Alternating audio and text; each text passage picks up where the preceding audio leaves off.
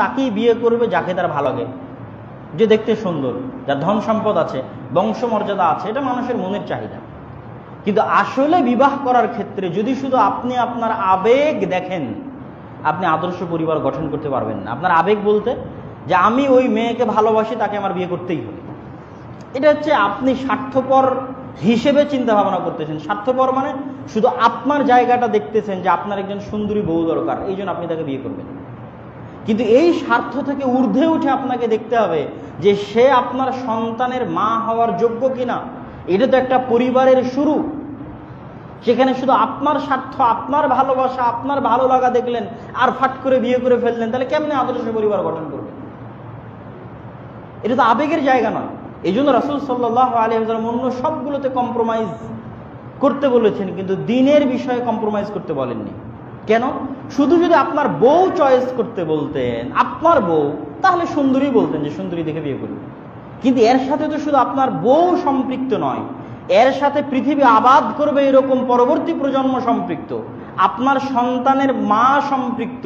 শুধু যদি আপনি আপনার ওয়াইফের পয়েন্ট অফ ভিউ থেকে স্ত্রী চয়েস করেন আর আপনার সন্তানের মায়ের পয়েন্ট অফ ভিউ থেকে স্ত্রী চয়েস না করেন, সঠিক সিদ্ধান্ত নিতে পারবেন না। আবেগ প্রবণ হিসেবে সিদ্ধান্ত নেবেন। এই জন্য দিনকে প্রাধান্য দিতে হবে। কেন?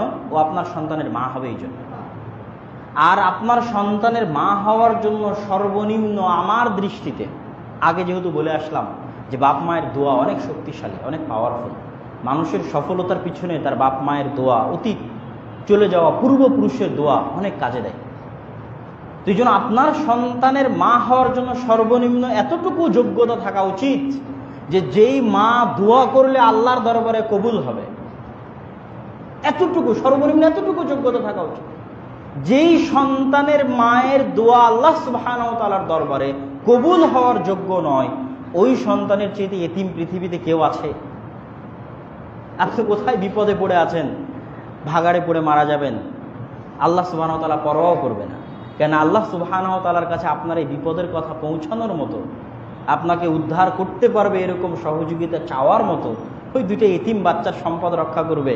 আল্লাহ সুবহানাহু ওয়া তাআলার কাছে এই চোখের পানি ফেলে বাপ মা দোয়া করে গেছে, আল্লাহ চেষ্টা করছে দুটো এতিম বাচ্চার সম্পদ রক্ষা করবে। এরকম যদি আপনার সন্তানের মা না হয়, যার দোয়া আল্লাহ সুবহানাহু ওয়া তাআলার দরবারে কবুল হতে পারে, তো ওই সন্তান তো এতিম। আপনি তো আপনার সন্তানকে এতিম হিসেবে দুনিয়াতে নিয়ে আসতেছেন। তাহলে বিবাহ দিয়েই কিন্তু শুরু, এবং অবশ্যই সেখানে নিজের স্ত্রীর চাইতে সন্তানের মায়ের জন্য স্ত্রী চয়েস করতে হবে। তারপরে আমরা যেই বিবাহের অনুষ্ঠানটাকে আনন্দের মাধ্যম বানিয়েছি, আল্লাহ সুবহানাহু ওয়া তাআলা এবং তার রাসূল সেই বিবাহকে ইবাদত বানিয়েছে। আমার এবং আপনার এটাই তো আপনাকে চিন্তা করতে হবে, ভাবতে হবে কেন ইসলাম এইভাবে সিস্টেমটা দিল। আপনি মনে করছেন আজ বিয়ের দিন গান বাজনা করবেন, কমিউনিটি সেন্টারে যাবেন, এই আজকের একটা দিনে যদি আনন্দ উল্লাস মানুষ না করে তো কোন দিনে করবে? কত অজুহাত এর জন্য তৈরি হয়, দিনের বিধানকে লঙ্ঘন করার জন্য হাজারো শত অজুহাত তৈরি করতে পারেন আপনি। কিন্তু আপনি বিবাহ সংক্রান্ত যত আদেশ আল্লাহ এবং আল্লাহ রাসূলের আছে, যত নিয়ম এবং যত সিস্টেম আছে, প্রত্যেকটা পয়েন্টটিকে আপনি দেখেন তো, চিন্তা করেন তো। সারা দুনিয়া মনে করছে আজকে আপনার ম্যারিজ সেরিমনি, বিবাহের দিন মানে আজকে আপনার আনন্দের দিন। আল্লাহ রাসূল কি বলছে?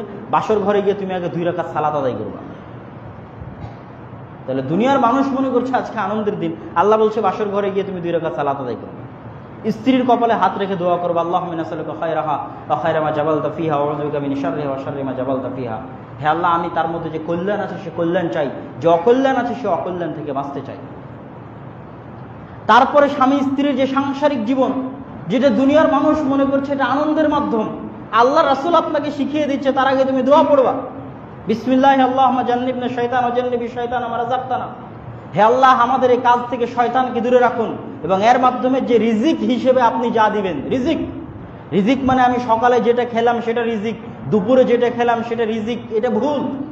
রিজিক মানে আজকে আপনি যে সম্মান অর্জন করেছেন ওই সম্মানটাও রিজিক মানে আপনি যে মেয়েকে বিয়ে করে নিয়ে আসছেন ওই মেয়েটা রিজিক মানে আপনার যে কয়টা সন্তান জন্ম হয়েছে ও রিজিক মানে আপনি যতটুকু জ্ঞান অর্জন করেছেন ওটা রিজিক মানে আজকে আপনি দেশের প্রধানমন্ত্রী, এটা রিজিক। আপনি চেয়ারম্যান, এমপি, মেম্বার, এটা রিজিক।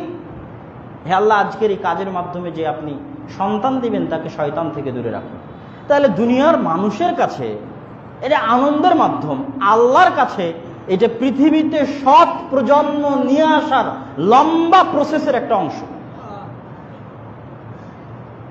তাহলে এইটাকে আপনি ইসলামের দৃষ্টিভঙ্গি থেকে গভীরভাবে চিন্তা